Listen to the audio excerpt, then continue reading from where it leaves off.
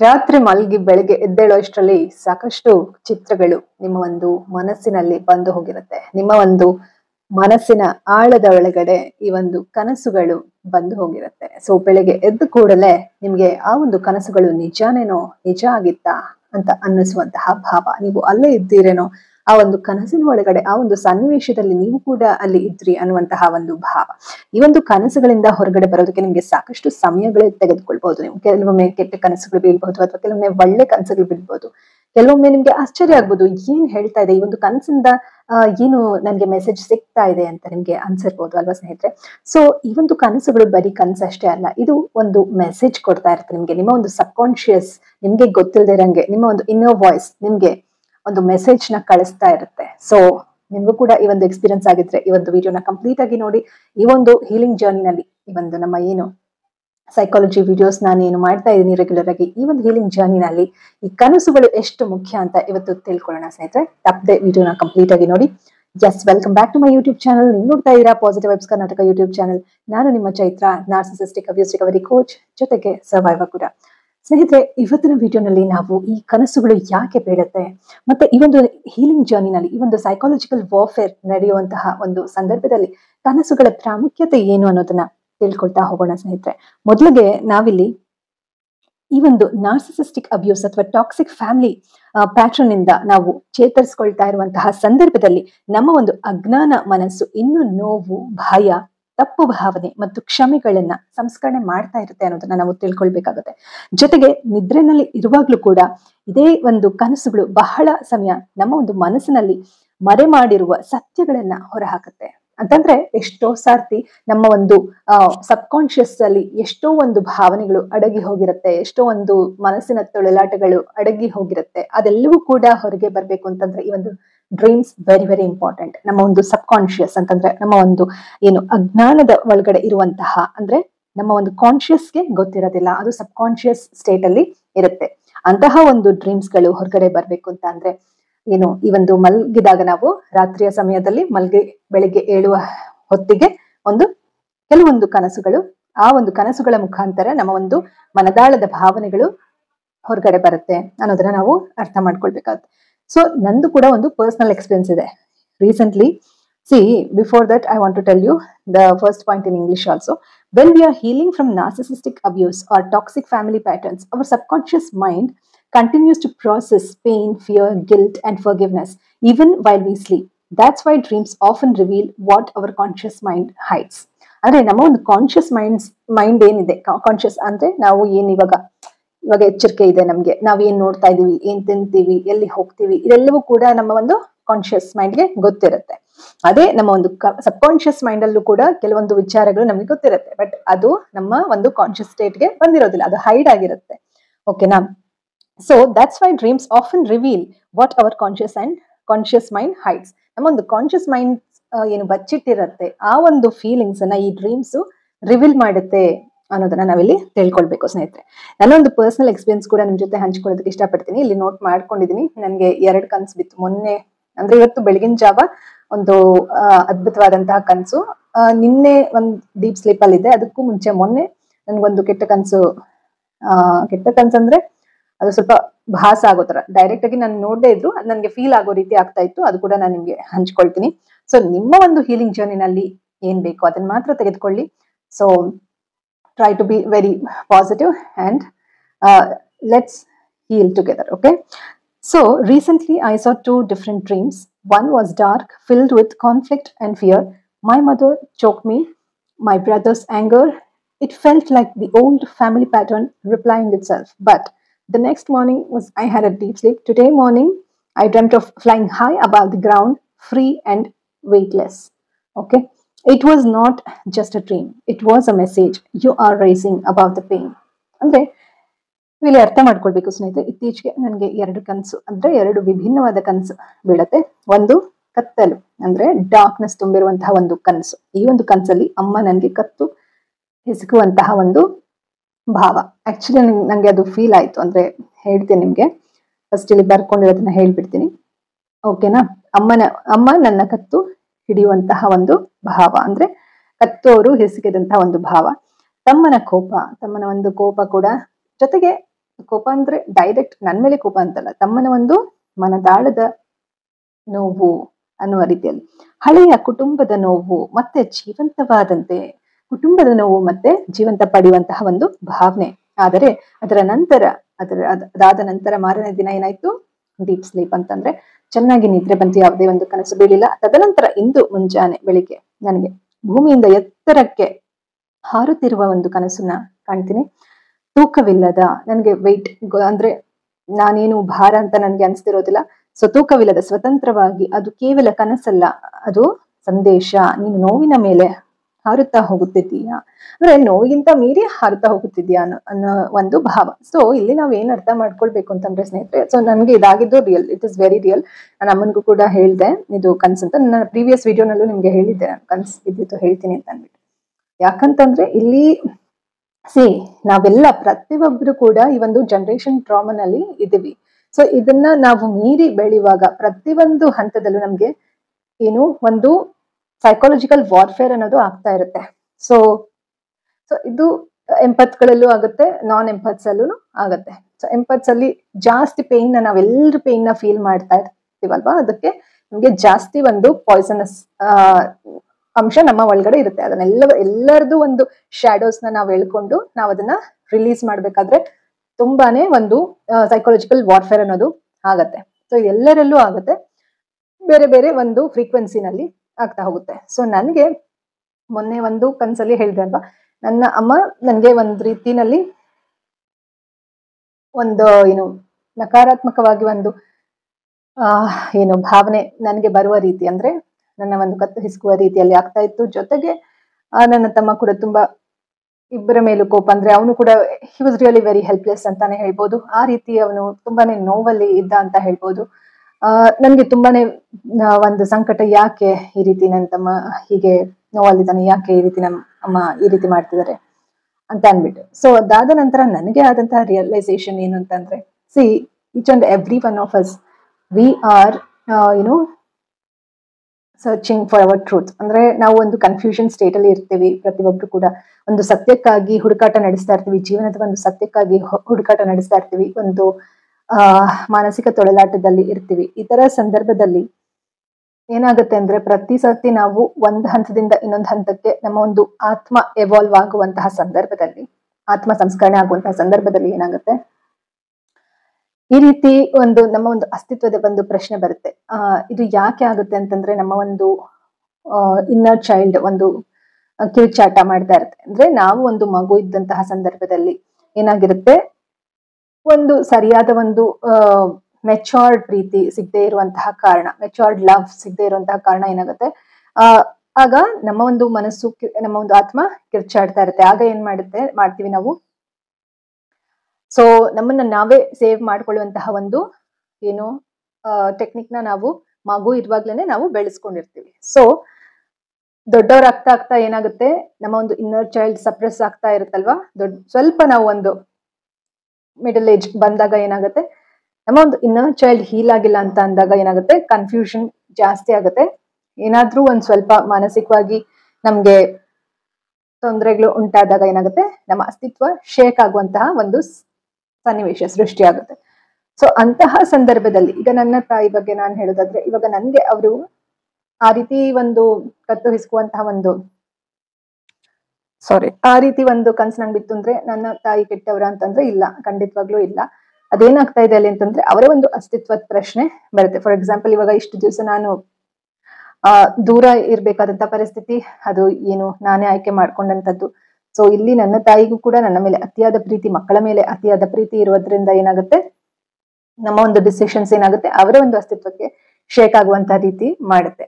So ಆ ತರ ಟೈಮಲ್ಲಿ ನಮ್ಮ ಮೇಲೆ, ಮಕ್ಕಳ ಮೇಲಿನ ಅತಿಯಾದ ಪ್ರೀತಿ ಅವರಿಗೆ ಆ ರೀತಿ ಸಿಟ್ಟು ತರಿಸುವ ಭಾವ, ಅದು ಕೂಡ ನನಗೆ ಫೀಲ್ ಆಗಿ ಏನಾಗುತ್ತೆ, ನನಗೆ ಆ ರೀತಿ ಭಾಸ ಆಗುತ್ತೆ. ಅದನ್ನ ನಾನು ಅರ್ಥ ಮಾಡ್ಕೊಂಡು ಏನ್ ಮಾಡ್ಬೇಕು, so I have to understand that ಇಲ್ಲಿ ಏನು ಕೆಟ್ಟವರು ಒಳ್ಳೆಯವರು ಬರೋದಿಲ್ಲ. ಇಲ್ಲಿ ಏನ್ ಬರುತ್ತೆ, ಇಲ್ಲಿ ಇನ್ನರ್ ಚೈಲ್ಡ್ ಹೀಲ್ ಆಗಿಲ್ಲ ಅನ್ನೋದು ಸ್ಪಷ್ಟ ಆಗುತ್ತೆ. ಸೊ ನನ್ನ ಒಂದು ಇನ್ನರ್ ಚೈಲ್ಡ್ ನಾನು ಹೀಲ್ ಮಾಡ್ಕೊಳ್ತಾ ಇರ್ತೀನಿ. ಇದರ ಜೊತೆಗೆ ನನ್ನ ಸುತ್ತಮುತ್ತ ಇರುವಂತಹ ಅವರು ಎಲ್ಲರೂ ಕೂಡ ಅವರ ಒಂದು ಹೀಲಿಂಗ್ ಜರ್ನಿನಲ್ಲಿ ಅವ್ರು ಇರ್ತಾರೆ. ಸೊ ಅದನ್ನ ನಾನು ಇಲ್ಲಿ ಅರ್ಥ ಮಾಡ್ಕೊಳ್ಬೇಕು. ಜೊತೆಗೆ ನನ್ನ ಒಂದು ತಮ್ಮನ ಒಂದು ಆತ್ಮ ಕಿರುಚಾಟ, ಸೊ ಅದು ಯಾಕೆ ಅಂತಂದ್ರೆ, ನಾವು ಇಬ್ರು ಕೂಡ ಸಣ್ಣ ವಯಸ್ಸಲ್ಲಿ ಒಂದು ನಮ್ಮ ತಾಯಿಯ ಒಂದು ಹೋರಾಟವನ್ನ ನೋಡ್ಕೊಂಡು, ಒಂದು ಏನು ತಂದೆಯ ಹೋರಾಟವನ್ನ ನೋಡ್ಕೊಂಡು, ಒಳ್ಳೆಯ ಪ್ರೀತಿ ಇರ್ದೇ ಇರೋದ್ರಿಂದ, ಅಂದ್ರೆ ಪ್ರತಿಯೊಬ್ರು ಅವ್ರವ್ರ ಹೋರಾಟದಲ್ಲಿ ಇರ್ತಾರಲ್ವಾ, ಒಂದು ಮೆಚೋರ್ಡ್ ಲವ್ ಸಿಗದೆ ಇರೋದ್ರಿಂದ ಏನಾಗುತ್ತೆ, ಅಲ್ಲಿ ಒಬ್ರಿಗೊಬ್ರು ಒಂದು ಏನು ಒಂದು ಕಿತ್ತಾಟ ಒಂದು ಮಾನಸಿಕವಾಗಿ ಇರುತ್ತೆ. ಸೊ ಇಂತಹ ಟೈಮಲ್ಲಿ ನಾವು ಒಂದು ಇಂಡಿವಿಜುಯೇಷನ್ ಪ್ರೋಸೆಸ್ ಅಂತಂದ್ರೆ, ನಾವು ಪ್ರತಿಯೊಬ್ರು ಕೂಡ ನಮ್ಮ ಒಂದು ಸ್ವಂತಿಕೆನ ಬೆಳೆಸ್ಕೊಳ್ಳುವಂತಹ ಟೈಮಲ್ಲಿ ಏನಾಗುತ್ತೆ, ತುಂಬಾನೇ ಸೈಕಾಲಜಿಕಲ್ ವಾರ್ಫೇರ್ ಅನ್ನೋದು ಸೃಷ್ಟಿಯಾಗುತ್ತೆ. ಹಾಗಾಗಿ ಈ ಒಂದು ಡ್ರೀಮ್ಸ್ ತುಂಬಾನೇ ಮುಖ್ಯ. ನಮ್ಮ ಒಂದು subconscious inner child inner healing, ನಾವು ಮಗು ಇವಾಗ ಯಾವ ರೀತಿ ಏನೆಲ್ಲ ಅನುಭವಿಸಿದ್ವಿ ಅದೆಲ್ಲವೂ ಕೂಡ ಒಂದು ಸಬ್ ಕಾನ್ಶಿಯಸ್ ಸ್ಟೇಟ್ ಇಂದ ಕಾನ್ಶಿಯಸ್ ಸ್ಟೇಟ್ಗೆ ಬರ್ಬೇಕು ಅಂತಂದ್ರೆ ಸಾಕಷ್ಟು ನಾವು ಹೋರಾಟವನ್ನ ನಡೆಸಬೇಕಾಗುತ್ತೆ. ಇಲ್ಲಿ ಬೇರೆಯವ್ರು ಯಾರು, ಹೊರಗಿನವರು ನಮ್ಮ ನೋವಿಗೆ ಕಾರಣರು ಅಂತ ಹೇಳೋದಕ್ಕೆ ಸಾಧ್ಯ ಇಲ್ಲ. ಹೊರಗಿನವರು ಅಂತಂದ್ರೆ ಯಾರು, ನಮ್ಮ ಒಂದು ಆತ್ಮದ ಹೊರಗಡೆ ಇನ್ನೊಂದು ಆತ್ಮ, ಸಪೋಸ್ ಇವಾಗ ನನ್ನ ತಾಯಿ, ನನ್ನ ತಮ್ಮ, ಬೇರೆ ಆತ್ಮ ಯಾರು, ಅವರು ಯಾರು ಕೂಡ ನನ್ನ ನೋವಿಗೆ ಡೈರೆಕ್ಟ್ ಆಗಿ ಕಾರಣ ಇರೋದಿಲ್ಲ. ಅದು ನನ್ನ ಒಳಗಡೆ ಇರುವಂತಹ ಒಂದು ಆ ನೋವೆಲ್ಲ ನನ್ ಮೇಲೆ ಪ್ರೊಜೆಕ್ಟ್ ಆಗ್ತಾ ಇರತ್ತೆ. ಅಂದ್ರೆ ಇದು ಅರ್ಥ ಮಾಡ್ಕೊಳ್ಳೋದು ಕಷ್ಟ ಇದೆ, ಹೋಗ್ತಾ ಹೋಗ್ತಾ ನಿಮ್ಗೆ ತಿಳಿಸ್ಕೊಡ್ತೀನಿ. ಸದ್ಯಕ್ಕೆ ನಿಮ್ಗೆ ಇಷ್ಟ ಅರ್ಥ ಮಾಡ್ಕೊಳ್ಳಿ. ಒಟ್ನಲ್ಲಿ ಸಬ್ ಕಾನ್ಶಿಯಸ್ ಅಲ್ಲಿ ನಾವೇನು ನೋವುಗಳಿರುತ್ತೆ ಅದೆಲ್ಲವೂ ಕೂಡ ಡ್ರೀಮ್ಸ್ ಮುಖಾಂತರ ಹೊರಗೆ ಬರುತ್ತೆ. ನಾವು ಡ್ರೀಮ್ಸ್ ನ ನೀಟಾಗಿ ಅನಲೈಸ್ ಮಾಡ್ಬೇಕು, ಯಾಕೆ ನನ್ಗೆ ಈ ರೀತಿ ಕನ್ಸು ಬಿತ್ತು ಅಂತ ಹೇಳಿ. ಸೊ ಅದಾದ ನಂತರ ಇವತ್ತು ಬೆಳಿಗ್ಗೆ ನನ್ಗೆ ಏನಾಯ್ತು, ಅದು ಬೆಳಿಗ್ಗೆ ಆಕ್ಚುಲಿ ಒಂದು 7 ಗಂಟೆ ಟೈಮಲ್ಲಿ 7 ಗಂಟೆಗೆ ಎಚ್ಚರಿಕೆ ಆಯ್ತು ಆಯ್ತಾ. ಎಚ್ಚರಿಕೆ ಆಗಿದ್ದೇನೆ ನನ್ಗೆ ಒಂದು ಕನಸಿನ ಮುಖಾಂತರನೇ ಎಚ್ಚರಿಕೆ. ಇನ್ನು ಕನ್ಸಲ್ಲಿ ಇದ್ದೆ, ಇಮಿಡಿಯೇಟ್ ಎಚ್ಚರಿಕೆ ಆಯ್ತು. ಯಾವ ರೀತಿ ಇತ್ತು ಅಂತಂದ್ರೆ ಕನ್ಸು ನನ್ಗೆ ಆಕ್ಚುಲಿ ಇದು ತುಂಬಾ ಸಣ್ಣ ವಯಸ್ಸಿಂದ ಬರುತ್ತೆ. ಒಂದ್ ರೀತಿ ಹಾರುವಂತಹ ಕನ್ಸು. ಅಂದ್ರೆ ನಮ್ಗೆ ಹೇಗೆ ಅಂದ್ರೆ ಒಂಥರ ನಾವು ಏನು ಬಾಡಿ ವೆಯ್ಟ್ ಗೊತ್ತಾಗೋದಿಲ್ಲ, ಫುಲ್ಲು ಒಂದು ಭೂಮಿಯಿಂದ ಫುಲ್ ಹಾರ್ತಾ ಹಾರ್ತಾ ಹಿಂಗ್ ಹೋಗ್ತಾ ಇರ್ತೀವಿ. ಅದು ಒಂದ್ ರೀತಿ ಒಳ್ಳೆ ಫೀಲಿಂಗ್ಗೆ ಕೊಡುತ್ತೆ. ಅಂದ್ರೆ ಎಷ್ಟು ಬೇಕಾದ್ರೂ ಹಾರಿ ನಾವ್ ಎಷ್ಟು ಬೇಕಾದ್ರೂ ದೂರ ಹೋಗೋದು, ಭೂಮಿ ನಮ್ಗೆ ಕಾಣ್ತಾ ಇರುತ್ತೆ, ನಾವು ಇಲ್ಲಿ ಹಾರ್ಕೊಂಡು ಹೋಗ್ತಾ ಇರ್ತೀವಿ. ಆ ರೀತಿಯಾದಂತಹ ಒಂದು ಕನ್ಸು. ಕೊನೆಗೆ ನಾನು ಅಲ್ಲಿ ಯಾವ್ದೋ ರಿಲೇಟಿವ್ ಅವರ ಫಂಕ್ಷನ್ ಅಲ್ಲಿ ಅಟೆಂಡ್ ಮಾಡೋ ಹಾಗೆ ಹೋಗ್ತೀನಿ, ಅಲ್ಲಿ ಯಾರು ನನ್ನನ್ನ ನೋಡೋದಿಲ್ಲ. ಅಂದ್ರೆ ಕನ್ಸಲ್ಲಿ ಆ ರೀತಿ ಭಾವ ಆಯ್ತಾ. ಅದಾದ ನಂತರ ನಾನು ಮಿಸ್ ಆಗ್ಬಿಡ್ತೀನಿ ಎಲ್ಲೋ. ಅದಾದ್ಮೇಲೆ ನಾನು ಮತ್ತೆ ವಾಪಸ್ ಬೇರೆ ನನ್ನ ಒಂದು ಸ್ಥಳಕ್ಕೆ ಬರ್ಬೇಕಾಗಿರುತ್ತೆ. ನನ್ನ ಹತ್ರ ದುಡ್ಡಿರೋದಿಲ್ಲ. ನಾನೇನ್ ಮಾಡ್ತೀನಿ, ಅಲ್ಲಿ ಒಂದ್ 20 ರೂಪಾಯಿ ಆದ್ರೂ ಕೊಡಿ ಅಂತ ಒಬ್ರು ಹೆಂಗ್ಸ್ಗೆ ಕೇಳ್ತೀನಿ. ನನ್ನ ಹತ್ರ ಒಂದು 10 ರೂಪಾಯಿ ಇರುತ್ತೆ, ಇನ್ನೊಂದು 25 ರೂಪಾಯಿ ಇಸ್ಕೊಳ್ತೀನಿ, 20 ರೂಪಾಯಿ ಇಸ್ಕೊಳ್ತೀನಿ. ಅದಕ್ಕೆ ಅವ್ರು ಫಸ್ಟ್ ಅವ್ರ ಹತ್ರನೂ ಇರೋದಿಲ್ಲ. ಆಮೇಲೆ ನೋಡಿ ಏನಾದ್ರು ಮಾಡಿ ಅಂತ ಹೇಳ್ತೀನಿ. ಅದಾದ್ಮೇಲೆ ಅವ್ರು ನಗ್ತಾರೆ, ತುಂಬಾ ನಗ್ತಾ ಇರ್ತಾರೆ. ಅವಾಗ ನನ್ಗೆ ಎಚ್ಚರಿಕೆ ಆಗುತ್ತೆ. ಸೊ ಈ ರೀತಿ ನನ್ಗೆ ಇವತ್ತು ಕನ್ಸು. ಸೊ ಇದರಿಂದ ನಾನು ಏನ್ ಅರ್ಥ ಮಾಡ್ಕೊಳ್ಬೇಕು ಅಂತಂದ್ರೆ, ಇವಾಗ ನನ್ಗೆ ಮೊನ್ನೆ ಆ ರೀತಿ ಕನ್ಸು ಬಿತ್ತು. ಏನು, ನಮ್ಮ ಪ್ರೀತಿ ಪಾತ್ರರೇ ನನ್ಗೆ ಒಂದು ತೊಂದರೆ, ಒಂದು ಕತ್ತು ಹಿಸುಕುವ ಒಂದು ಭಾವ. ಹಾಗಂತ ಹೇಳಿ ನಾನು ಅವ್ರ ಮೇಲೆ ಸಿಟ್ ಮಾಡ್ಕೊಳಕ್ಕಾಗ್ತಾ ಇಲ್ಲ. ಅಂದ್ರೆ ಅವರ ಒಂದು ಇನ್ನರ್ ಚೈಲ್ಡ್ ಹೀಲ್ ಆಗ್ತಾ ಇದೆ, ಆ ಒಂದು ಪೇನ್ ಎಲ್ಲ ನಾನು ಫೀಲ್ ಮಾಡ್ತಾ ಇದೀನಿ ಆಸ್ ಅನ್ ಎಂಪತ್ ಅಂತ. ಸೊ ಇವತ್ತಿನ ದಿವಸ ಒಂದು ಹಾರುವಂತಹ ಒಂದು ಕನ್ಸು ಅಂತ ಅಂದ್ರೆ ಏನು, ಆ ಪೇನ್ ನ ಮೀರಿ ನಾವು ಬೆಳೀತಾ ಹೋಗ್ಬೇಕು. ಅದೇ ರೀತಿ ಪ್ರತಿಯೊಬ್ಬರಲ್ಲೂ ಕೂಡ, ಇವಾಗ ನನ್ನ ಅಮ್ಮ, ನನ್ನ ತಮ್ಮ, ಅವರಲ್ಲೂ ಕೂಡ ಕೆಲವೊಂದು ಮಾನಸಿಕ ತೊಳಲಾಟಗಳು ಆಗ್ತಾ ಇರುತ್ತೆ. ನಾವೆಲ್ಲ ಏನ್ ಮಾಡ್ಬೇಕು, ಆ ಮಾನಸಿಕ ತೊಳಲಾಟಗಳನ್ನ ಮೀರಿ ನಾವು ಎವಾಲ್ವ್ ಆಗ್ತಾ ಹೋಗ್ತಾ ಇರ್ತೀವಿ. ನಮ್ಮ ಒಂದು ಆತ್ಮ ಸಂಸ್ಕರಣೆ ಆಗ್ತಾ ಆಗ್ತಾ ಹೋಗುತ್ತೆ. ಅವಾಗ ಏನಾಗುತ್ತೆ, ಮನಸ್ಸಿಗೆ ಶಾಂತಿ ಉಂಟಾಗತ್ತೆ ಅನ್ನೋದನ್ನ ನಾವು ತಿಳ್ಕೊಳ್ಬೇಕು. ಬೆಳಕಿನ ಕಡೆ ಹೋಗ್ತೀವಿ. Both shadow and light are very very important ಅನ್ನೋದನ್ನ ನಾವು ತಿಳ್ಕೊಳ್ಬೇಕು. ಆಯ್ತಾ. ಶ್ಯಾಡೋ ಇಲ್ಲ ಅಂದ್ರೆ ಕತ್ತಲಿಲ್ಲ ಅಂದ್ರೆ ಬೆಳಕಿಲ್ಲ, ಬೆಳಕಿಲ್ಲ ಅಂದ್ರೆ ಕತ್ತಲಿಲ್ಲ. ಆ ರೀತಿ ನಾವು ಅರ್ಥ ಮಾಡ್ಕೊಳ್ಬೇಕು. ಕತ್ತಲು ಬೆಳಕಿನ ಅಂದ್ರೆ ಕತ್ತಲು ಬೆಳಕಿನ ಒಂದು ಏನು ಪ್ರಾಮುಖ್ಯತೆಯನ್ನ ನಾವು ಅರ್ಥ ಮಾಡ್ಕೊಳ್ಬೇಕು. ಇಡೀ ಜಗತ್ತಿನಲ್ಲಿ ಕತ್ತಲುನು ಬಹಳ ಮುಖ್ಯ, ಬೆಳಕುನು ಅಷ್ಟೇ ಮುಖ್ಯ. ಕತ್ಲು ಇಲ್ಲ ಅಂದ್ರೆ ಬೆಳಕು ಇರೋದಕ್ಕೆ ಸಾಧ್ಯ ಇಲ್ಲ, ಬೆಳಕಿಲ್ಲ ಅಂದ್ರೆ ಕತ್ಲು ಇರೋದಕ್ಕೆ ಸಾಧ್ಯ ಇಲ್ಲ. ಹಾಗೆ ನಾವು ಪ್ರತಿಯೊಂದು ಕೂಡ ಅರ್ಥ ಮಾಡ್ಕೊಂಡು ಎರಡು ಪ್ರಾಮುಖ್ಯತೆನ ಅರ್ಥ ಮಾಡ್ಕೊಳ್ಬೇಕು. ಸೊ ಇದಿಷ್ಟು ಈ ಒಂದು ನನ್ನ ಪರ್ಸನಲ್ ಎಕ್ಸ್ಪೀರಿಯನ್ಸ್ ಆಗಿತ್ತು. ಸೊ ಅದೇ ಏನು, ತೂಕವೇ ಇಲ್ಲದೆ ಇರುವಂತದ್ದು, ಸ್ವತಂತ್ರವಾಗಿ ಹಾರುವಂತಹ ಒಂದು ಇದರಿಂದ ಏನ್ ಸಂದೇಶ ಅಂದ್ರೆ, ನೀನು ನೋವಿನ ಮೇಲೆ ಹಾರುತ್ತಾ ಹೋಗುತ್ತಿದ್ದೀಯಾ, ನೋವಿನ ದಾಟಿ ನಾವು ಹಾರ್ಕೊಂಡು ಹೋಗ್ತಾ ಇದೀವಿ ಅನ್ನುವಂತಹ ಒಂದು ಭಾವ ನಮ್ಗೆ ಬರುತ್ತೆ. ಓಕೆನಾ. ನೆಕ್ಸ್ಟ್ ಏನಪ್ಪಾ ಅಂತಂದ್ರೆ, psychological meaning of dreams in healing. ಅಂದ್ರೆ ಈ ಒಂದು ಏನು ಮನಃಶಾಸ್ತ್ರದಲ್ಲಿ, ಈ ಒಂದು ಮನಃಶಾಸ್ತ್ರದ ದೃಷ್ಟಿನಲ್ಲಿ ನೋಡೋದಾದ್ರೆ ಕನಸು ಎಷ್ಟು ಒಂದು ಏನು ಪ್ರಾಮುಖ್ಯತೆ, ಅಂದ್ರೆ ಇದರ ಒಂದು ಮೀನಿಂಗ್, ಅರ್ಥ ಏನು ಅನ್ನೋದನ್ನ ನಾವು ನೋಡ್ತಾ ಹೋಗೋಣ. Psychological meaning of dreams in healing. ನಮ್ಮ ಒಂದು ಹೀಲಿಂಗ್ ಜರ್ನಿನಲ್ಲಿ ಈ ಒಂದು ಡ್ರೀಮ್ಸ್ ಎಷ್ಟು ಮುಖ್ಯ. Psychologically dreams act like a mirror of the mind. ಅಂದ್ರೆ ನಮ್ಮ ಒಂದು ಮನಸ್ಸಿನ ಕನ್ನಡಿಯ ಹಾಗೆ ಈ ಒಂದು ಡ್ರೀಮ್ಸ್ ಬರುತ್ತೆ. ಅರ್ಥ ಆಯ್ತಾ.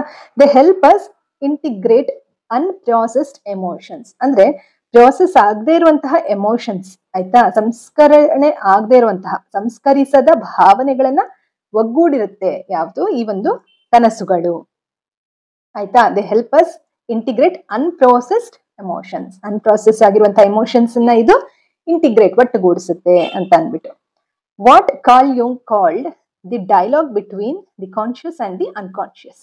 ಕಾರ್ಲ್ ಯುಂಗ್ ಅಂತ ಒಬ್ರು psychologist, really he is a very great psychologist. ಸ್ನೇಹಿತರೆ, ನೀವು ಕೂಡ ಕಾರ್ಲ್ ಯುಂಗ್ ಬಗ್ಗೆ ಅಧ್ಯಯನ ಮಾಡಿ ಸಾಕಷ್ಟು ವಿಚಾರಗಳನ್ನ ನಾವು ತಿಳ್ಕೊಳ್ತಾ ಹೋಗ್ಬೋದು. ನನ್ನ ಚಾನೆಲ್ ನಲ್ಲೂ ಕೂಡ ನಾನು ಹಾಕ್ತಾ ಹೋಗ್ತೀನಿ, ಶೇರ್ ಮಾಡ್ತೀನಿ ನಿಮ್ ಜೊತೆ. ಕಾರ್ಲ್ ಯುಂಗ್ ಅವರಿಂದ ಎಷ್ಟೆಲ್ಲ ನಮ್ಗೆ ಈ ಒಂದು ಮನುಕುಲಕ್ಕೆ ತುಂಬಾನೇ ಒಂದು ಉಪಯೋಗ ಆಗುವಂತಹ ಒಂದು ಸಂದೇಶಗಳನ್ನ ಅವರು ಕೊಟ್ಟಿದ್ದಾರೆ. ಎಷ್ಟೆಲ್ಲ ರಿಸರ್ಚ್ ಮಾಡಿ ಅವರು ನಮ್ಗೆ ತಿಳಿಸ್ಕೊಟ್ಟಿದ್ದಾರೆ ಈ ಒಂದು ಮನೋವಿಜ್ಞಾನಿ ಕಾರ್ಲ್ ಯುಂಗ್ ಅನ್ನೋದನ್ನ. ಸ್ವಿಸ್ ಸೈಕಾಲಜಿಸ್ಟ್ ಅವರು ಕಾರ್ಲ್ ಯುಂಗ್ ಅಂತ ಹೇಳಿ, ಅವ್ರ ಬಗ್ಗೆ ಅಧ್ಯಯನ ಮಾಡ್ತಾ ಹೋಗೋಣ ಮುಂದಿನ ದಿನಗಳಲ್ಲಿ. ಸೊ ಅವರು ಹೇಳಿರೋ ರೀತಿ, the dialogue between the conscious and the unconscious, ಇದು ಡ್ರೀಮ್ಸ್ ಬಗ್ಗೆ ಅವ್ರು ಹೇಳಿರುವಂತದ್ದು. ಕಾರ್ಲ್ ಯುಂಗ್ ನೋಡಿ, ಕಾರ್ಲ್ ಯುಂಗ್ ಇದನ್ನು ಜಾಗೃತ ಮತ್ತು ಅಜ್ಞಾನ ಮನಸ್ಸಿನ ಸಂಭಾಷಣೆ ಎಂದು ಕರೆಯುತ್ತಾರೆ. ಈ ಒಂದು ಡ್ರೀಮ್ಸ್ ನ ಇವರು ಜಾಗೃತ ಅಂದ್ರೆ ಕಾನ್ಶಿಯಸ್, ಮತ್ತೆ ಅಜ್ಞಾನ ಅಂದ್ರೆ ಜಾಗೃತ ಆಗದೆ ಇರೋ ಸಬ್ ಕಾನ್ಶಿಯಸ್ ಮನಸ್ಸಿನ ಸಂಭಾಷಣೆ, ಎರಡೂ ಮನಸ್ಸಿನ ಒಂದು ಸಂಭಾಷಣೆ ಅಂತ ಇವರು ಇದನ್ನ ಕರೀತಾರೆ. ನೀವು ಹೀಲಿಂಗ್ ಪ್ರಕ್ರಿಯೆಯಲ್ಲಿ ಇದ್ದಾಗ ನಿಮ್ಮ ಕನಸುಗಳು ಬದಲಾಗುತ್ತವೆ, ಗೊಂದಲದಿಂದ ಸ್ಪಷ್ಟತೆಗೆ, ನೋವಿನಿಂದ ಶಾಂತಿಗೆ. ಈ ಒಂದು ಹೀಲಿಂಗ್ ಜರ್ನಿನಲ್ಲಿ ಇರುವಾಗ ಏನಾಗುತ್ತೆ, ನಿಮ್ಗೆ ಈ ಕನಸುಗಳು ಬದಲಾಗ್ತಾ ಹೋಗುತ್ತೆ. ಯಾವಾಗ್ಲೂ ಒಂದೇ ರೀತಿ ಕನಸು ಬೀಳೋದಿಲ್ಲ. ಒಳ್ಳೆ ಕನಸುಗಳು ಇರುತ್ತೆ, ಕೆಟ್ಟ ಕನಸುಗಳು ಇರುತ್ತೆ, ಆಯ್ತಾ. ಗೊಂದಲತೆಗಳು ಸ್ಪಷ್ಟ ಆಗ್ತಾ ಹೋಗುತ್ತೆ, ನಿಮ್ಗೆ ನೋವಿನಿಂದ ಶಾಂತಿ ಕಡೆ ನಿಮ್ಮ ಮನಸ್ಸು ಹೋಗ್ತಾ ಇರುತ್ತೆ. ಓಕೆನಾ. ಸೊ ನೆಕ್ಸ್ಟ್ ನಾವು ಸಿಂಬಾಲಿಕ್ ಇಂಟರ್ಪ್ರಿಟೇಷನ್ ಅಂದ್ರೆ ಶಾಡೋ ವರ್ಕ್ ಅಂಡ್ ಪ್ರೊಜೆಕ್ಷನ್ ಬಗ್ಗೆ ತಿಳ್ಕೊಳ್ಳೋಣ. Sometimes people in our dreams represent the shadows of those we are healing from, their anger, control or guilt projected onto us. ಇದನ್ನ ಅರ್ಥ ಮಾಡ್ಕೊಳ್ಬೇಕು ನಾವು. By recognising them in dreams we realise their control in real life. ಅಂದ್ರೆ their control ಅಂದ್ರೇನು, dreams ನ ಒಂದು control. ನಮ್ಮ ಒಂದು ಮನಸ್ಸಲ್ಲಿ ನಮ್ಮ ಒಂದು ಮನಸ್ಸು ನಮ್ಮನ್ನ ಕಂಟ್ರೋಲ್ ಮಾಡ್ತಾ ಇರ್ತದನ್ನ ನಾವು ಅರ್ಥ ಮಾಡ್ಕೊಳ್ಬೇಕು. ಕೆಲವೊಮ್ಮೆ ನಮ್ಮ ಕನಸುಗಳಲ್ಲಿ ಕಾಣಿಸುವವರು ನಮ್ಮ ಹೀಲಿಂಗ್ ನ ಮೂಲವಾದ ಶಾಡೋಸ್, ಅವರ ಕೋಪ, ನಿಯಂತ್ರಣ ಅಥವಾ ತಪ್ಪು ಭಾವನೆಗಳು ನಮ್ಮ ಮೇಲೆ ಪ್ರೊಜೆಕ್ಟ್ ಆಗುತ್ತವೆ. ಅದಕ್ಕೆ ಅದೇನಾಗುತ್ತೆ, ನಮ್ಗೆ ತುಂಬಾ ಮಾನಸಿಕವಾಗಿ ತೊಂದರೆ ಉಂಟಾಗುತ್ತೆ. ಸಪೋಸ್ ಇವಾಗ ನಮ್ಮ ಒಳಗಡೆ ಇರುವಂತಹ ಕೋಪ, ನಮ್ಮ ಒಳಗಡೆ ಇರುವಂತಹ ಗೊಂದಲತೆಗಳು ಏನಾಗುತ್ತೆ, ಅವ್ರ ಮೇಲೆ ಪ್ರೊಜೆಕ್ಟ್ ಆಗ್ತಾ ಹೋಗುತ್ತೆ. ಸಪೋಸ್ ಇವಾಗ ನಮ್ಗೇನೋ ಒಂದು ಕೆಟ್ಟ ಕನಸು ಬೀಳ್ತಾ ಇದ್ರೆ ಅವರಲ್ಲಿರುವಂತಹ ಕೋಪ ನಮ್ಮ ಮೇಲೆ ಪ್ರೊಜೆಕ್ಟ್ ಆದಾಗ ನಮ್ಗೆ ಆ ರೀತಿ ಕೆಟ್ಟ ಕನಸು ಬೀಳುತ್ತೆ. ಸೊ ಅದರಿಂದ ನಾವು ಅರ್ಥ ಮಾಡ್ಕೊಳ್ಬೇಕು, ಅವರು ಒಂದು ಇನ್ನರ್ ಚೈಲ್ಡ್ ಇನ್ನು ಹೀಲ್ ಆಗಿಲ್ಲ, ಹೀಲ್ ಆಗ್ತಾ ಇದೆ ಅನ್ನೋದನ್ನ ಅರ್ಥ ಮಾಡ್ಕೊಳ್ಬೇಕು. ಸೊ ಇಲ್ಲಿ ಇಬ್ಬರಿಗೂ ಇನ್ನರ್ ಚೈಲ್ಡ್ ಹೀಲ್ ಆಗುತ್ತೆ. ಇಲ್ಲಿ ಒಬ್ಬರ ಬಗ್ಗೆ ಮಾತ್ರ ನಾವು ಮಾತಾಡೋದಲ್ಲ. ಸೊ ಇಲ್ಲಿ ಎಲ್ಲರ ಒಂದು ಹೀಲಿಂಗ್ ಜರ್ನಿನಲ್ಲಿ ಇದು ತುಂಬಾ ಹೆಲ್ಪ್ ಆಗುತ್ತೆ ಅನ್ನೋದನ್ನ ನಾವು ಅರ್ಥ ಮಾಡ್ಕೊಳ್ಬೇಕಾಗುತ್ತೆ. ಕೆಲವೊಮ್ಮೆ ನಮ್ಮ ಕನಸುಗಳಲ್ಲಿ ಕಾಣಿಸುವರು ನಮ್ಮ ಹೀಲಿಂಗ್ ಮೂಲವಾದ ಶ್ಯಾಡೋಸ್, ಆಯ್ತಾ. ನಮ್ಮ ಕನ್ಸೊಳಗಡೆ ಏನ್ ಕಾಣ್ತಾ ಇರ್ತಾರಲ್ವ, ಸಪೋಸ್ ಇವಾಗ ನನ್ನ ತಮ್ಮ ಕನ್ಸೊಳಗಡೆ ಅಕಸ್ಮಾತ್ ಏನಾದ್ರು ಅವ್ರು ನೆಗೆಟಿವಿಟಿ ಆಗಿ ಬಂದಿದ್ರೆ, ನೆಗೆಟಿವ್ ಆಗಿ ಕಾಣಿಸ್ಕೊಂಡಿದ್ರೆ ಏನಾಗುತ್ತೆ, ಅವರ ಶ್ಯಾಡೋಸ್ ಅದು ಅವರಲ್ಲ, ಅವರ ಒಳಗಡೆ ಇರುವಂತಹ ಶ್ಯಾಡೋಸ್, ಅವರ ಒಳಗಡೆ ಇರುವಂತಹ ಕೋಪ, ಅವರ ಒಳಗಡೆ ಇರುವಂತಹ ನಿಯಂತ್ರಣ ಅಥವಾ ತಪ್ಪು ಭಾವನೆಗಳು ನಮ್ಮ ಮೇಲೆ ಪ್ರೊಜೆಕ್ಟ್ ಆಗ್ತಾ ಇರುತ್ತೆ. ಅದಕ್ಕೆ ನಮ್ಗೆ ಯಾವ ರೀತಿ ಕನ್ಸ್ ಬೀಳುತ್ತೆ, ಅದು ಅವರಲ್ಲ, ಅವರ ಒಂದು ಒಳಗಡೆ ಸಬ್ ಕಾನ್ಶಿಯಸ್ ಅಲ್ಲಿ ಇರುವಂತದ್ದು. ಅದೇನಾಗುತ್ತೆ, ಜನರೇಷನ್ ಟ್ರಾಮಾ ಅಂತ ಹೇಳ್ಬೋದು. ಇಲ್ಲಿ ಒಂದು ವ್ಯಕ್ತಿ ಅಂತ ಹೇಳಿದ್ರೆ ಅವರ ಒಂದು ಥಾಟ್ಸ್ ಮಾತ್ರ ಅಲ್ಲ ಅನ್ನೋದನ್ನ ನಾವು ಇಲ್ಲಿ ಅರ್ಥ ಮಾಡ್ಕೊಳ್ಬೇಕಾಗುತ್ತೆ. ಅವರ ಒಳಗಡೆ ಇರುವಂತಹ ಕೋಪ, ಅವರ ಒಳಗಡೆ ಇರುವಂತಹ ತೊಳಲಾಟ, ಗೊಂದಲತೆಗಳು, ಇದು ತಲೆಮಾರಿನಿಂದ ಬಂದಂತಹ ಒಂದು ಜನರೇಷನ್ ಟ್ರಾಮಾ ಅಂತ ಹೇಳ್ಬೋದು, ಆಯ್ತಾ. ಟ್ರಾಮಾ ಅಂತ ಅಂದ್ರೆ ಏನು ಅಂತ ನಿಮ್ಗೆ ಸಪರೇಟ್ ಆಗಿ ಒಂದು ವಿಡಿಯೋ ಮಾಡ್ತೀನಿ. ಸೊ ಇದ್ರ ಜೊತೆಗೆ ಅವುಗಳನ್ನು ಕನಸುಗಳಲ್ಲಿ ಗುರುತಿಸಿದಾಗ ನಿಜ ಜೀವನದಲ್ಲಿಯೂ ಅವರ ಹಿಡಿತದಿಂದ ನಾವು ಮುಕ್ತರಾಗುತ್ತೇವೆ. ಅಂದ್ರೆ ಈಗ ಅವರು ನಮ್ಮನ್ನ ಬೇಕಂತ ಕಂಟ್ರೋಲ್ ಮಾಡ್ತಾ ಇರೋದಿಲ್ಲ, ಅವರೇ ಒಂದು ಶ್ಯಾಡೋಸ್ ನಮ್ಮ ಮೇಲೆ ಪ್ರೊಜೆಕ್ಟ್ ಆದಾಗ ಏನಾಗುತ್ತೆ, ಅವರು ನಮ್ಮ ಮೇಲೆ ಕಂಟ್ರೋಲ್ ಮಾಡ್ತಿದ್ದಾರೆ ಅನ್ನುವಂತಹ ಭಾವ ನಮ್ಮೊಳಗಡೆ ಇರುತ್ತೆ. ನಮ್ಮನ್ನ ನಾವು ಫಸ್ಟ್ ಹೀಲ್ ಮಾಡ್ಕೊಳ್ಬೇಕು. ಸೊ ಆಗ ಏನಾಗುತ್ತೆ, ನಾವು ಇದು ಈ ರೀತಿ ಇಂದ ನನ್ಗೆ ಈ ರೀತಿ ಕಂಟ್ರೋಲ್ ಮಾಡ್ತಾ ಇರುವಂತಹ ಭಾವ ಬರ್ತಾ ಇದೆ ಅಂತ ಹೇಳಿ ಅದನ್ನ ರೆಕಗ್ನೈಸ್ ಮಾಡ್ಬಿಟ್ಟು ಅದನ್ನ ನಾವು ಬಿಟ್ಟು ಬಿಡಬೇಕಂದ್ರೆ ಲೆಟ್ ಇಟ್ ಗೋ ಅಂತ ಹೇಳಿ ಬಿಟ್ಟು, ಅಂದ್ರೆ ಆ ಒಂದು ಕೋಪ ನಮ್ಮೊಳಗಡೆ ಇರುವಂತಹ ಕನ್ಫ್ಯೂಷನ್ ನ ಬಿಟ್ಬಿಡ್ಬೇಕಂದ್ರೆ ನಾವೇನು ಸಂಬಂಧಗಳನ್ನ ಬಿಡ್ಬೇಕು ಅಂತ ಅಲ್ಲ, ಆ ಕನ್ಫ್ಯೂಷನ್ ನ ಬಿಟ್ಟಾಗ ಏನಾಗುತ್ತೆ, ನಾವು ಶಾಂತಿಯ ಕಡೆ ಹೋಗ್ತೀವಿ. ಅದೇ ರೀತಿ ಅವರಲ್ಲೂ ಕೂಡ, ಈಗ ನನ್ನ ತಮ್ಮ, ನನ್ನ ತಾಯಿ, ಅವರಲ್ಲೂ ಕೂಡ ಒಂದು ಕೆಟ್ಟ ಕನಸುಗಳು ಬಿದ್ದಿರಬಹುದು. ನನ್ನಲ್ಲಿರುವಂತಹ ಕೋಪ ಅವರ ಒಳಗಡೆ ಬಂದು ನಾನು ಅವರಿಗೆ ತೊಂದರೆ ಕೊಡುವ ರೀತಿಯಲ್ಲಿ ಅವರಿಗೆ ಕನಸು ಬಿದ್ದಿರಬಹುದು. ಅವಾಗ ಏನಾಗುತ್ತೆ, ಅವ್ರು ಅದನ್ನ ರೆಕಗ್ನೈಸ್ ಮಾಡಿದಾಗ ಏನಾಗುತ್ತೆ, ಅವ್ರಿಗೆ ಒಂದು ಕ್ಲಾರಿಟಿ ಸಿಕ್ಕಿದಾಗ ಅವಾಗ ಏನಾಗುತ್ತೆ, ಕ್ಲಾಶಸ್ ಕಮ್ಮಿ ಆಗುತ್ತೆ. ವಿ ವಿಲ್ ಮೂವ್ ಟುವರ್ಡ್ಸ್ ಏನು ಕ್ಲಾರಿಟಿ, ನಾನ್ ಕನ್ಫ್ಯೂಷನ್ ಅಂತ ಹೇಳ್ಬೋದು. ಅದರಿಂದ ಮುಕ್ತರಾಗ್ತೀವಿ ನಾವು. ಈ ಒಂದು ಕಂಟ್ರೋಲಿಂಗ್ ಅನ್ನೋದ್ರಿಂದ ಮುಕ್ತರಾಗ್ಬಿಡ್ತೀವಿ. ಸೊ ನಾನು ಅವ್ರನ್ನ ಕಂಟ್ರೋಲ್ ಮಾಡಲ್ಲ, ಅವರು ನನ್ನ ಕಂಟ್ರೋಲ್ ಮಾಡಲ್ಲ. ಅವಾಗ ಏನಾಗುತ್ತೆ, ನಾವು ಮುಕ್ತರಾಗ್ತೀವಿ, ಫ್ರೀ ಆಗ್ತೀವಿ, ಮೆಂಟಲಿ ಫ್ರೀ ಆಗ್ತೀವಿ ಅನ್ನೋದನ್ನ ತಿಳ್ಕೊಳ್ಬೇಕಾಗತ್ತೆ. ಫ್ಲೈಯಿಂಗ್ ಡ್ರೀಮ್, ಸ್ಪಿರಿಚುವಲ್ ಅವೇಕ್ನಿಂಗ್ ಅಂದ್ರೆ ಈಗ ನಿಮ್ಗೂ ಕೂಡ ಅನ್ಸಿರ್ಬೋದು, ನಿಮ್ಮಲ್ಲಿ ಎಷ್ಟು ಜನಕ್ಕೆ ಈ ಒಂದು ಫ್ಲೈಯಿಂಗ್, ಹಾರುವಂತಹ ಒಂದು ಕನಸು ಬಿದ್ದಿರ್ಬೋದು. ನೀವು ಯೋಚನೆ ಮಾಡಿ, ನೀವು ಕಮೆಂಟ್ ಮೂಲಕ ತಿಳಿಸಿ, ಅಥವಾ ನಿಮ್ಗೆ ಯಾವ ರೀತಿ ಕನಸು ಬೀಳ್ತಿದೆ ಅನ್ನೋದನ್ನು ಕೂಡ ತಿಳಿಸಿ. ಅದಕ್ಕೆ ತಕ್ಕನಾಗಿ ನಾನು ನಿಮ್ಗೆ ಏನು ವಿಡಿಯೋಸ್ ಮಾಡ್ತಾ ಹೋಗ್ತೀನಿ, ನಿಮ್ಮ ಒಂದು ಹೀಲಿಂಗ್ ಜರ್ನಿಗೆ ಯೂಸ್ ಆಗೋ ತರ, ಹೆಲ್ಪ್ ಆಗೋ ತರ. ಅದರಿಂದ ನನಗೂ ಕೂಡ ಇನ್ನಷ್ಟು ಹೀಲಿಂಗ್ಗೆ ಅವಕಾಶ ಆಗುತ್ತೆ. Let's heal together. ಸೊ ಈಗ ಈ ಒಂದು ಫ್ಲೈಯಿಂಗ್ ಡ್ರೀಮ್, ಸ್ಪಿರಿಚುವಲ್ ಅವೇಕನಿಂಗ್ ಸಂದರ್ಭದಲ್ಲಿ, ಅಂದ್ರೆ ಸ್ಪಿರಿಚುವಲ್ ಅಂದಿದ ತಕ್ಷಣ ನಾವು ಏನೋ ಸನ್ಯಾಸಿ ಆಗ್ಬಿಡುದು ಅಂತಲ್ಲ. ಆಧ್ಯಾತ್ಮಿಕತೆ ಅಂತಂದ್ರೆ ಒಂದು ಕೇವಲ ಸನ್ಯಾಸತ್ವ ಅಂತ ಅಲ್ಲ.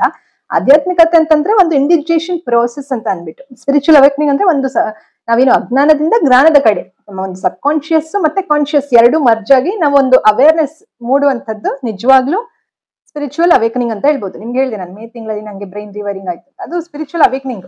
ಆ ಟೈಮಲ್ಲಿ ತುಂಬಾನೇ ಮಾನಸಿಕ ಹೋರಾಟ ಇರುತ್ತೆ, ತುಂಬಾ ಕೆಟ್ಟ ರೀತಿನಲ್ಲಿ ನಮ್ಮ ಒಂದು ಇನ್ನರ್ ಚೈಲ್ಡ್ ಎಕ್ಸ್ಪ್ರೆಸ್ ಆಗುತ್ತೆ. ಅದು ವಿಡಿಯೋ ನಿಮ್ಗೆ ಹಾಕ್ತೀನಿ. ನಿಮ್ಗೆ ಯಾರೆಲ್ಲ ನೀವು ನಿಜವಾಗ್ಲೂ ಇಲ್ಲ ನೋಡ್ಬೋದು, ಗಟ್ಟಿ ಇದ್ದೀರಿ, ಅಳೋ ಅಂತ ದೃಶ್ಯ ಎಲ್ಲ ನೋಡ್ತೀರಿ ಅಂದ್ರೆ ಆ ವಿಡಿಯೋ ನಿಮ್ಗೆ ಹಾಕ್ತೀನಿ ಮುಂಬರುವ ದಿನಗಳಲ್ಲಿ.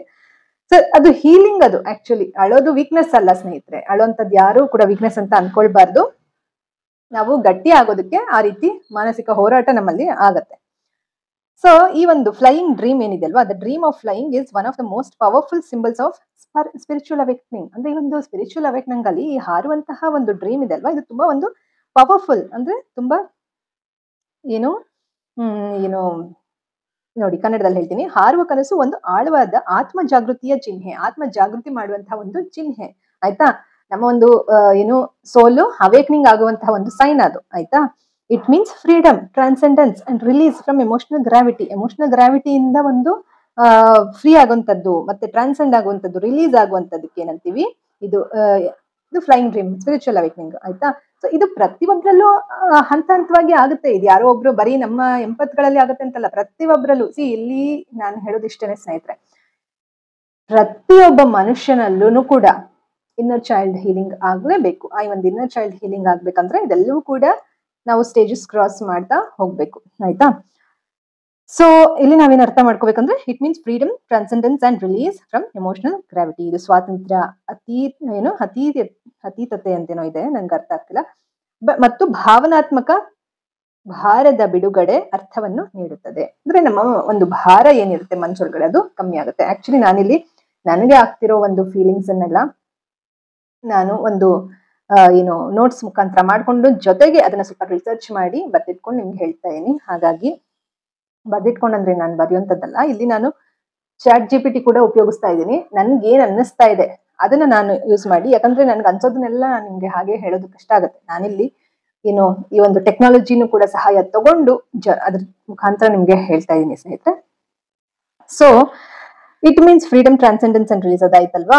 ಸೊ ನೀವು ಹೀಲಿಂಗ್ ಪ್ರಕ್ರಿಯೆಯಲ್ಲಿ ಮೇಲೆ ಏಳುವಾಗ ನಿಮ್ಮ ಆತ್ಮ ಹೇಳುತ್ತದೆ, ನೋಡು ಈಗ ನೀನು ಹಾರಬಹುದು ಅಂತ ಹೇಳುತ್ತೆ. ಅಂದ್ರೇನು, when you start rising in your healing, your soul shows you see ನಾವು ಯು ಕ್ಯಾನ್ ಫ್ಲೈ ಅಂತ ಅನ್ಬಿಟ್ಟು. ಅಂದ್ರೆ ನಿಮ್ಮ ಒಂದು ಹೀಲಿಂಗ್ ಜರ್ನಿನಲ್ಲಿ ಪ್ರತಿ ಸಾರ್ತಿ ನೀವು ನೋವನ್ನು ಅನುಭವಿಸಿದಾಗ್ಲೂ ಕೂಡ ಈ ಒಂದು ಡ್ರೀಮ್ಸ್ ನಿಮ್ಗೆ ತೋರಿಸ್ಕೊಡುತ್ತೆ, ನೋಡು ನೀನು ಹಾರಬಹುದು ಅಂತ ಹೇಳಿ ಅದು ತೋರಿಸ್ಕೊಡುತ್ತೆ. ಫ್ರೀ ಇರ್ಬೋದು ನೀನು ಅನ್ನೋದನ್ನ ಅದು ತೋರಿಸ್ಕೊಡುತ್ತೆ ಅಂತ ಹೇಳಿ. ಓಕೆನಾ, ಸೊ ಇದನ್ನ ನಾವು ನೀಟಾಗಿ ಅರ್ಥ ಮಾಡ್ಕೊಳ್ಬೇಕು. ಇದು ಒಂದು ಡ್ರೀಮ್ಸ್ ನಮ್ಗೆ ತುಂಬಾನೇ ಇಂಪಾರ್ಟೆಂಟ್ ಅನ್ನೋದನ್ನ ನಾವು ಅರ್ಥ ಮಾಡ್ಕೊಳ್ಬೇಕು.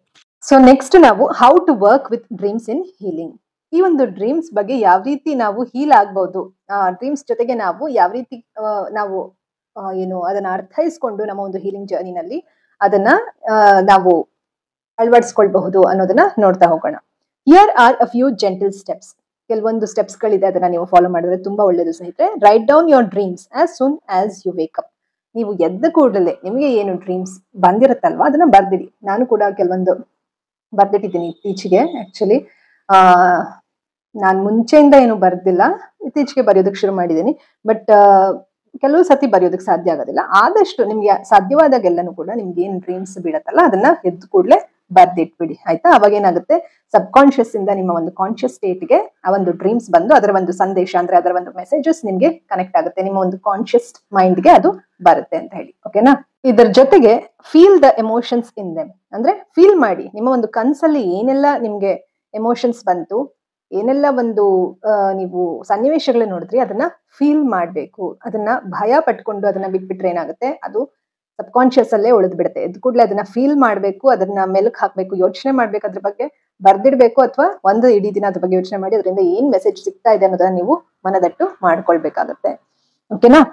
ಅದು ಕೆಟ್ಟ ಕನಸುಗಳಾಗಿರ್ಬೋದು ಅಥವಾ ಒಳ್ಳೆ ಕನಸುಗಳಾಗಿರ್ಬೋದು, ಯಾವ್ದಾದ್ರು ಸರಿ. Feel the emotions in them, don't just analyse. ಸುಮ್ಮನೆ ಅನಲೈಸ್ ಮಾಡಬೇಡಿ, ಫೀಲ್ ಮಾಡಿ ಆಯ್ತಾ. ಈಗ ಸಪೋಸ್ ನಿಮ್ಗೇನೋ, ಈಗ ನಾನು ನಿಮ್ಗೆ ಹೇಳಿದೆ ನನ್ನ ತಾಯಿ ನನ್ಗೆ ಒಂದು ಕತ್ತು ಹಿಸ್ಕುವಂತಹ ಒಂದು ಸನ್ನಿವೇಶ ನನ್ಗೆ ಫೀಲ್ ಆಯ್ತು ಅಂತ, ಹಾಗಂತ ಹೇಳಿ ನಾನು ಅನಲೈಸ್ ಮಾಡಿ ಇವರು ಕೆಟ್ಟವರು ಆತರ ಫೀಲ್ ಮಾಡಿದ್ರೆ, ಐ ಮೀನ್ ಆತರ ಅನಲೈಸ್ ಮಾಡಿದ್ರೆ ಅದು ತಪ್ಪಾಗತ್ತಲ್ವಾ. ಅಲ್ಲಿ ನಾವೇನ್ ಮಾಡ್ಬೇಕು, ಅನಲೈಸ್ ಮಾಡ್ಬೇಕು, ಜೊತೆಗೆ ಫೀಲ್ ಮಾಡ್ಬೇಕು. ಬರೀ ಅನಲೈಸ್ ಅಲ್ಲ, ಜೊತೆಗೆ ಫೀಲ್ ಮಾಡ್ಬೇಕು. ಓಕೆನಾ. ಯಾಕೆ ಹೀಗೆ ಆಗ್ತಾ ಇದೆ ಅನ್ನೋದನ್ನ ನಾವು ಅರ್ಥೈಸ್ಕೊಳ್ಬೇಕಾಗುತ್ತೆ. ನಾನು ಅರ್ಥೈಸ್ಕೊಂಡಿದ್ರಿಂದ ನಾನೇನ್ ಮಾಡ್ತಾ ಇದೀನಿ, ಇಲ್ಲಿ ನನ್ನ ತಾಯಿ ಅವರ ಒಂದು ಮನದಾಳದಲ್ಲಿ ಇರುವಂತಹ ಒಂದು ಶ್ಯಾಡೋಸ್ ನನ್ನ ಮೇಲೆ ಪ್ರೊಜೆಕ್ಟ್ ಆಗ್ತಾ ಇರೋದ್ರಿಂದ ಈ ರೀತಿ ಬರ್ತಾ ಇದೆ ಕನ್ಸು ಅಂತ ನನ್ಗೆ ಅರ್ಥ ಆಗುತ್ತೆ ಆಯ್ತಾ. ಅದು ಅವರ ಇನ್ನರ್ ಚೈಲ್ಡ್ ಅಂತ ನನ್ಗೆ ಅರ್ಥ ಮಾಡ್ಕೊಳ್ಬೇಕು. Ask your inner self, what is this dream trying to tell me. ಅಂದ್ರೆ ನಿಮಗೆ ನೀವು ಪ್ರಶ್ನೆ ಮಾಡ್ಕೊಳ್ಳಿ, ಈ ಒಂದು ಡ್ರೀಮ್, ಈ ಒಂದು ಕನ್ಸು ನನಗೆ ಏನ್ ಹೇಳೋದಕ್ಕೆ ಹೊರಟಿದೆ ಅನ್ನೋದನ್ನ ನೀವು ಅರ್ಥ ಮಾಡ್ಕೊಳ್ಬೇಕಾಗತ್ತೆ, ಕೇಳ್ಬೇಕಾಗತ್ತೆ ನಿಮ್ಮ ನೀವು. ಜೊತೆಗೆ meditate or journal about it. ಏನ್ ಮಾಡ್ಬೇಕು ನೀವು, ಮೆಡಿಟೇಷನ್ ಮಾಡ್ಬೇಕು, ಧ್ಯಾನ ಮಾಡ್ಬೇಕು, ಮತ್ತೆ ಅದ್ರ ಬಗ್ಗೆ ಬರ್ದಿಡ್ಬೇಕು. ಧ್ಯಾನ ಮಾಡಿದಾಗ ನಿಮ್ಗೆ ಎಷ್ಟೋ ಒಂದು ಜ್ಞಾನ ಬರುತ್ತೆ, ಎಷ್ಟೋ ಒಂದು ಇಂಟ್ಯೂಷನ್ಸ್ ಬರುತ್ತೆ, ಯಾಕೆ ಈ ರೀತಿ ಆಗ್ತಾ ಇದೆ ನನ್ನ ಜೀವನದಲ್ಲಿ ಅನ್ನೋದು ನಿಮ್ಗೆ ಅರ್ಥ ಆಗ್ತಾ ಹೋಗುತ್ತೆ. ಕೊನೆಯದಾಗಿ thank your subconscious, it's helping you heal while you sleep. ಇದ್ರ ಜೊತೆಗೆ ನೀವು ಥ್ಯಾಂಕ್ ಮಾಡ್ಬೇಕು, ನಿಮ್ಮ ಒಂದು ಸಬ್ ಕಾನ್ಶಿಯಸ್ಗೆ ನೀವು ಥ್ಯಾಂಕ್ಫುಲ್ ಆಗಿರ್ಬೇಕು. ಈ ರೀತಿ ಒಂದು ಕನ್ಸು ಬೀಳ್ತಾ ಇರೋದಕ್ಕೆ ನೀವು ಥ್ಯಾಂಕ್ಫುಲ್ ಆಗಿರ್ಬೇಕು. ಯಾರು ನಿಮ್ ಮೇಲೆ ಆ ರೀತಿ ಪ್ರೊಜೆಕ್ಟ್ ಆಗೋ ರೀತಿ ಮಾಡ್ತಿದ್ದಾರೆ, ಯಾರ ಬಗ್ಗೆ ನಿಮ್ ಕನ್ಸು ಬೀಳ್ತಾ ಇದೆ ಅವ್ರಿಗೂ ಕೂಡ ನೀವು ಥ್ಯಾಂಕ್ಫುಲ್ ಆಗಿರ್ಬೇಕು. ಯಾಕಂದ್ರೆ ನಿಮ್ಮ ಒಂದು ಇನ್ನರ್ ಚೈಲ್ಡ್ ಹೀಲ್ ಆದ್ರೆ ನೀವು ಗ್ರೋ ಆಗೋದಕ್ಕೆ ಸಾಧ್ಯ ಆಗೋದು ಅಲ್ವಾ, ನೀವು ಒಂದು ಶಾಂತಿಯ ಕಡೆ ಹೋಗೋದಕ್ಕೆ ಸಾಧ್ಯ ಆಗೋದು. ಸೊ ಇದನ್ನ ಕನ್ನಡದಲ್ಲಿ ಒಂದ್ಸತಿ ಹೇಳ್ತೀನಿ ನೋಡಿ. ಇಲ್ಲಿ ಕೆಲವು ಸರಳ ಹೀಲಿಂಗ್ ಹಂತಗಳು ಅಂತಂದ್ರೆ ಏನು, ಎದ್ದ ಕೂಡಲೇ ನಿಮ್ಮ ಕನಸನ್ನು ನೀವು ಬರೆಯಿರಿ. ಮೊದಲನೇದಾಗಿ ಕನಸನ್ನ ಬರ್ದಿಡುವಂಥದ್ದು, ಎರಡನೇದಾಗಿ ಅದರಲ್ಲಿ ಇರುವ ಭಾವಗಳನ್ನ ಅನುಭವಿಸಿ. ಬರೀ ವಿಶ್ಲೇಷಿಸಬೇಡಿ, ಅನುಭವಿಸಿ ಆಯ್ತಾ. ಬರೀ ವಿಶ್ಲೇಷಣೆ ಮಾಡುವಂತದ್ದಲ್ಲ, ಅದನ್ನ ನೀವು ಅನುಭವಿಸ್ಬೇಕು, ಅಂದ್ರೆ ಫೀಲ್ ಮಾಡ್ಬೇಕು, ಯಾಕೆ ಆ ರೀತಿ ಕನ್ಸು ಬೀಳ್ತಿದೆ. ಇದ್ರ ಜೊತೆಗೆ ನಿಮ್ಮೊಳಗಿನ ಆತ್ಮವನ್ನ ಕೇಳ್ಬೇಕು ನೀವು. ಈ ಕನ್ಸು ನನ್ಗೆ ಏನ್ ಹೇಳಲು ಪ್ರಯತ್ನ ಮಾಡ್ತದೆ, ಏನ್ ಹೇಳ್ತಾ ಇದೆ ಈ ಕನ್ಸು ನನ್ಗೆ ಅಂತ ನೀವು ಕೇಳ್ಬೇಕು ನಿಮ್ಗೆ ನೀವು. ಇದ್ರ ಜೊತೆಗೆ ಅದರ ಬಗ್ಗೆ ಧ್ಯಾನ ಅಥವಾ ಬರಹ ಮಾಡಿ. ಇದ್ರ ಬಗ್ಗೆ ಧ್ಯಾನ ಮಾಡಿ, ನೀವು ಏನಕ್ಕೆ ಈ ರೀತಿ ಕನ್ಸು ಬೀಳ್ತಿದೆ, ಇದ್ರ ಬಗ್ಗೆ ಬರವಣಿಗೆ ಬರ್ದಿಡಿ, ಈ ಕನ್ಸು ಯಾಕೆ ಬೀಳ್ತಾ ಇದೆ ಅಂತ ಹೇಳಿ. ಅದ್ರ ಬದಲಾಗಿ ನಾವು ಕನ್ಸನ್ನ ಮರ್ತ್ಬಿಟ್ಟು ನಾವು ಬೇರೆ ಕಡೆ ಗಮನ ಕೊಡಕ್ ಹೋದ್ರೆ ಏನಾಗುತ್ತೆ, ಮತ್ತೆ ಅಲ್ಲಿ ನಮ್ಗೆ ಏನು ಹೀಲ್ ಆಗೋದಕ್ಕೆ ಅವಕಾಶ ಆಗೋದಿಲ್ಲ. ಹಾಗಾಗಿ ನೀವು ಬರ್ದಿಡಬೇಕು. ನಿಮ್ಮ ಅಜ್ಞಾನ ಮನಸ್ಸಿಗೆ ಧನ್ಯವಾದ ಹೇಳಿ, ಅದು ನಿಮ್ಮ ನಿದ್ರೆಯಲ್ಲಿಯೂ ಹೀಲಿಂಗ್ ಮಾಡುತ್ತಿದೆ. ನಿಮ್ಮ ಒಂದು ಅಜ್ಞಾನದ ಮನಸ್ಸು, ಅಜ್ಞಾನ ಅಂತಂದ್ರೆ ಇಲ್ಲಿ ಕೆಟ್ಟದಾಗ ಭಾವಿಸಬಾರ್ದು. ಅಜ್ಞಾನ ಅಂದ್ರೆ ಸಬ್ ಕಾನ್ಶಿಯಸ್ ಅಂತ, ಇದು ಕಾನ್ಶಿಯಸ್ ಸ್ಟೇಟ್, ಸಬ್ ಕಾನ್ಶಿಯಸ್ ಸ್ಟೇಟ್ ಅಂತ ಇರುತ್ತೆ ನಮ್ಮ ಒಂದು ಮನಸ್ಸಲ್ಲಿ. ಅದ್ರ ಬಗ್ಗೆ ಕೂಡ ನಾನು ನಿಮ್ಗೆ ಹೇಳ್ತಾ ಹೋಗ್ತೀನಿ ಮುಂದಿನ ದಿನಗಳಲ್ಲಿ.